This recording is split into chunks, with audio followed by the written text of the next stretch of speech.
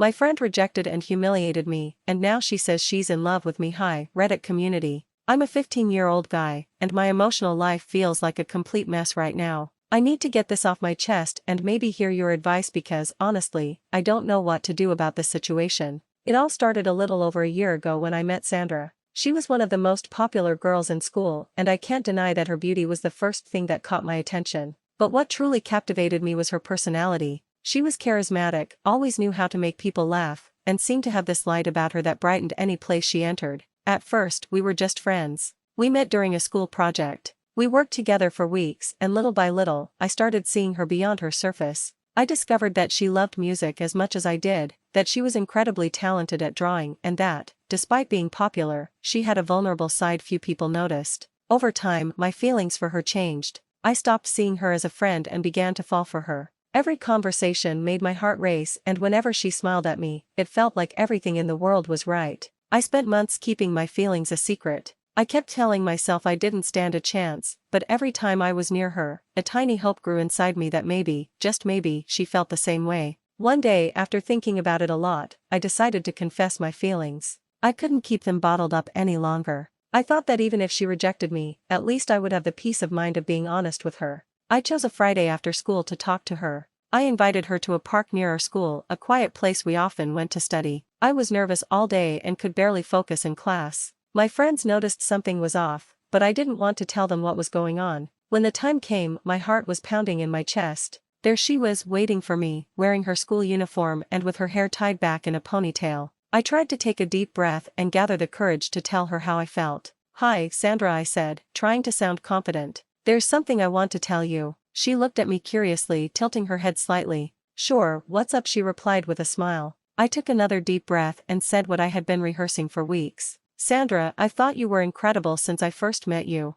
I really like you. Will you be my girlfriend?" The silence that followed was the longest, most uncomfortable moment of my life. Her expression changed completely. She wasn't smiling anymore. Instead, she looked at me as if I had just said something ridiculous, something she couldn't believe. Then she laughed. "You," she said, with a mix of disbelief and mockery in her voice. "Do you really think someone like me would go out with someone like you?" I felt my face turn red with embarrassment. I wanted to say something, but the words wouldn't come out. Before I could react, Sandra called over one of the boys nearby, a guy named Miguel, known for being the school's bad boy. Sandra smiled flirtatiously at him and, without warning, kissed him right in front of me. My heart shattered into a million pieces. I wanted to run away, but I was frozen in place. To make things worse, Sandra started laughing at me, along with Miguel and his friends. "You'll never find anyone," she said, laughing. "Nobody will ever love you." That day changed everything for me. I stopped talking to Sandra, of course, but I also distanced myself from my other friends. I felt humiliated, like everyone knew what had happened. I started skipping school with silly excuses. When I was home, I locked myself in my room and barely spoke to my parents. My grades started to drop, and my mom took me to see a therapist, but I couldn't open up to him. I felt like no one would understand what was going on in my head. A year later, even though I had managed to stabilize myself a bit, I still felt the weight of what had happened. I wasn't the same happy, outgoing guy I used to be. I had become cautious with people, especially girls. Then, something unexpected happened. One night, while I was checking my phone, I saw that I had a message from Sandra. My first instinct was to ignore it. I thought maybe she wanted to mock me again, but curiosity got the best of me. I opened the message, and what I read left me speechless. Sandra was apologizing. She said she had thought a lot about what she had done, that she felt bad for how she had treated me, and that after all this time, she realized I had always been someone special to her. She even wrote that she was in love with me and wanted to give us a chance. Is this for real? After everything she did, now she wants me to be her boyfriend?